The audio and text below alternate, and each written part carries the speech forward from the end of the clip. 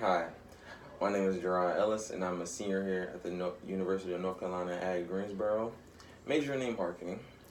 And I am doing my first speech on the goods and the bads of a good business email.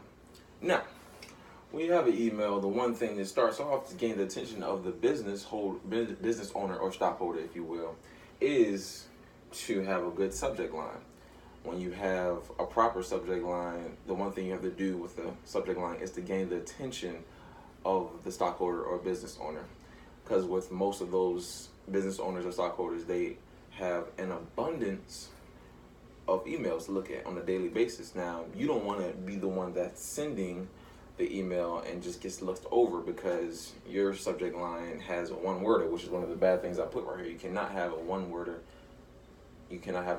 subject line, because with that being the case, when you have that, it can be very indirect or not even talking about what you mean. And with that being the case, they will lose the attention of the business owner, or they're just staring at your email like, okay, maybe this is about, for example, let's just say you wanted to talk about impulse buying. If you just put impulse buying, that's fine. I mean, that's direct, but at the same time, you want to be concise about what you're talking about. And that's one of the things I put up here, to be clear and be concise. When you are clear and concise in your emails, you're very direct of the concept of your email, because let's just say you're talking about impulse buying, and in the queue line of a retail store, most of the times you have items that you see as everyone has already been shopping. Everybody's walked around the store, seen what they want to buy, and they come to the queue line and they see items, and you want to present to the business owner what additions or subtractions you will want to make in the queue line. Now, one thing that you will have in your subject line to gain the attention is raise profits of impulse buying.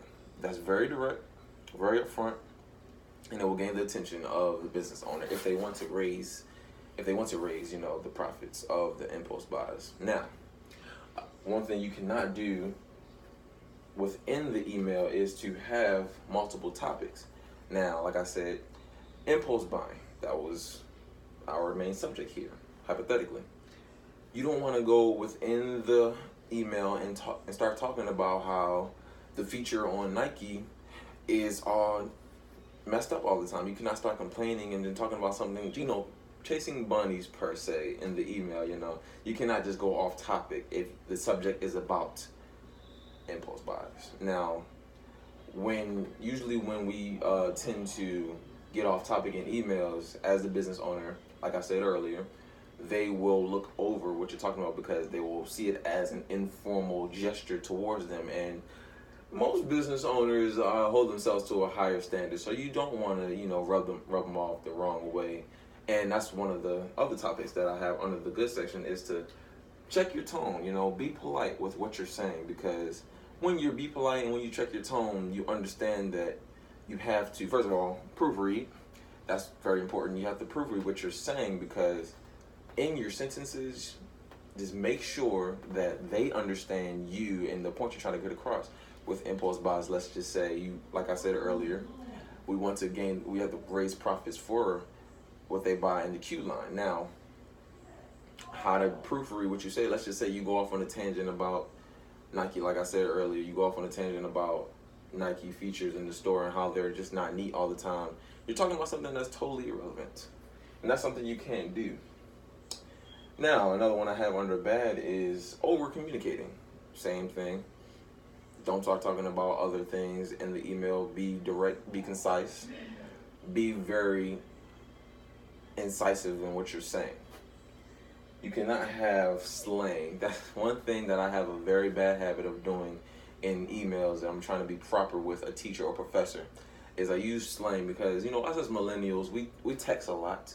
And with the texting, we use the text language over into our business emails, and we have a bad habit of doing that, us as millennials. In my opinion, I know I have that habit, and I have to get out of that habit, especially if I want to expand my horizon on business ventures that are outside of what I've accustomed to being a part of. I want to get into I want to be a director of a marketing firm one day. So in order for me to take the next step, I have to be able to gain the attention through communication and emails, and also upfront in person. This whole class, I believe that Ms. Fitzgerald, you're teaching, is about communicating and being able to ingratiate yourself within a business, and I think that's very important. And I actually appreciate the fact that I'm taking this course, because I need to understand how to conduct correct emails and also be able to have a nice speech, which I hope you thought this was. So thank you.